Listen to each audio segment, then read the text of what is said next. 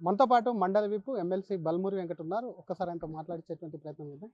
Sir, కవిత మాట్లాడుతూ గత ప్రభుత్వానికి ఈ ప్రభుత్వానికి తేడా ఏం లేదు, అదే విధమైనటువంటి దాడులు, అదే విధమైనటువంటి మహిళలపైన అత్యాచారాలు రోజు రోజుకు పెరుగుతున్నాయని చెప్తుంది. ఏం చెప్తారు?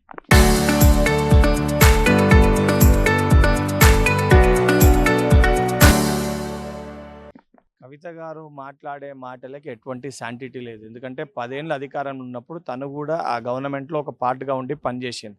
10 ఏళ్ళు వాళ్ళు అడ్డగోలుగా దోచుకున్నది దాచుకున్న దాన్ని పంచేగాడ పంచాయతీ వచ్చి కల్వకుంట్ల కవిత గారు ఈరోజు బయటికి వచ్చి ఒక కొత్త దుకాణం తెరుచుకుంది. ఆ తెరుచుకున్న కొత్త దుకాణము మా అయ్య దొంగ, మా అన్న దొంగ, మా బావ దొంగ అని చెప్పి వాళ్ళపైన ఏవైతే ఆరోపణలు చేస్తుందో, వాళ్ళు తెలంగాణ సొమ్ముని ఏదైతే దోచుకోరో ఆధారాలు ఏవైతే కవిత దగ్గర ఉన్నాయో ముందు అవన్నిటిని కూడా బయటపెట్టి తెలంగాణ ప్రజలకి వాస్తవాలు చెప్పి దాని తర్వాత ఇటువంటి మాటలు మాట్లాడితే ప్రజలు తనను నమ్మే పరిస్థితి ఉంటుంది తప్ప, ఏదో తన లైమ్లైట్లోకి రావాలి, తను కనబడాలి, తనను చూపించాలనే ఉద్దేశంతో నోటికి వచ్చినట్టు ప్రభుత్వం చేస్తే మాటల్ని ఎవరు పట్టించుకునే పరిస్థితి ఉండదు.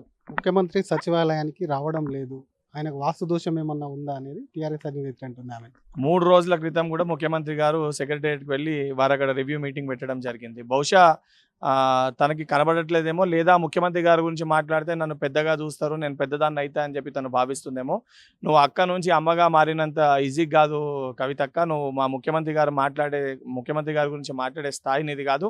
నిజంగా నీకు చిత్తశుద్ధి ఉంటే కల్వకుంట్ల చంద్రశేఖరరావు బిడ్డగా మీ అయ్య చేసిన అక్రమాల ఆధారాలన్నీ కూడా బట్టబయలు చేసి తెలంగాణ ప్రజలకి ఎవిడెన్స్‌తో సహా చూపించి ఆ దొంగలకి శిక్ష పడేటట్టు చేస్తే తర్వాత నిన్ను ప్రజలు నమ్మే పరిస్థితి ఉంటది. అమ్మగా మారిందంటే కాంగ్రెస్ నమ్ముతుందా? అంటే ఈరోజు తను మాట్లాడడానికి నేను అమ్మ అని చెప్పి తను బయటకు వచ్చి చెప్పినంత మటుకు ప్రజలు ఎవరు తనను నమ్మే పరిస్థితి ఉండదు.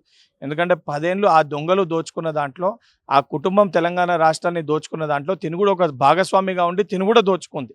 దొంగతనం చేసి ఈరోజు నేను బయటకు వచ్చేసిన ముఠాకెళ్ళి ఆ దొంగతన ఆరోపణలు నాపైన పడవు అని అనుకుంటే అది ముమ్మాటికి తప్పు. వాళ్ళు దొంగలు అన్నప్పుడు తప్పనిసరిగా ఆ దొంగతనంలో ఆ కుటుంబంలో తిను కూడా భాగస్వామే. తిన్నను కూడా దొంగలకనే పరిగణలోకి తీసుకోవాల్సి వస్తుంది. మీరేమో అటు మూసీ కానివ్వండి, హైడ్రాకి సంబంధించి గొప్పలు చెప్తున్నారు. కవితనేమో మూసీ హైడ్రా పేరుతో కూడా పేదలను పూర్తిగా రోడ్డు పాలు చేస్తున్నారు, వాళ్ళకి అన్యాయం చేస్తున్నారు అంటుంది. ఇప్పుడు మూసీ సుందరీకరణ అనేది కేవలం కాంగ్రెస్ పార్టీ కాదు, బీఆర్ఎస్ పార్టీ కానీ, భారతీయ జనతా పార్టీ కానీ అనేక సందర్భాల్లో కల్వకుంట్ల కవిత గారు కూడా మూసీ రిజర్వేషన్ గురించి మాట్లాడారు.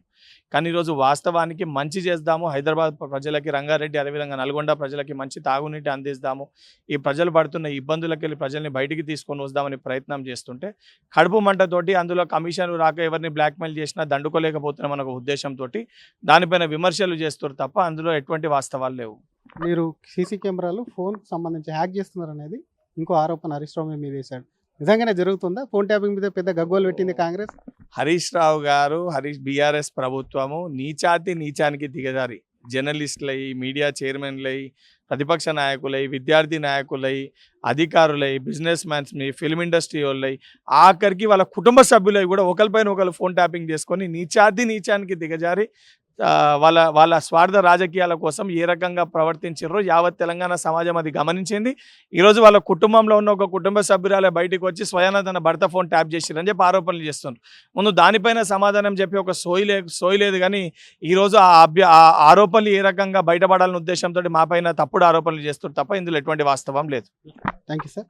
ఇది అసలు కవిత శాంటిటీ లేని మాటలు మాట్లాడుతూ ఆమె నమ్మే పరిస్థితుల్లో ఎవరు లేదు. కొత్త అవతారంతో తెలంగాణకు అమ్మనవుతా అని చెప్పి కొత్త అవతారంతో వస్తుంది కాబట్టి ప్రజలు డెఫినెట్గా కూడా ఆమెను నమ్మరు అని చెప్పిన మరొక పక్క ఫోన్ ట్యాపింగ్, వారాయంలో ఫోన్ ట్యాపింగ్కి సంబంధించి కూడా పెద్ద ఎత్తున అధికారులు ఇవ్వకుండా కుటుంబ సభ్యులు వదలకుండా ఫోన్ ట్యాపింగ్ చేసినటువంటి వారు ఈరోజు ఫోన్ హ్యాకింగ్ మీద మాట్లాడడం విడ్డూరం అని చెప్పి కూడా మండలి విప్ అలాగే ఎమ్మెల్సీ బల్మూరి వెంకట్ అంటున్నారు. Cameraman Ganesh, Sridhar, RTV, Hyderabad.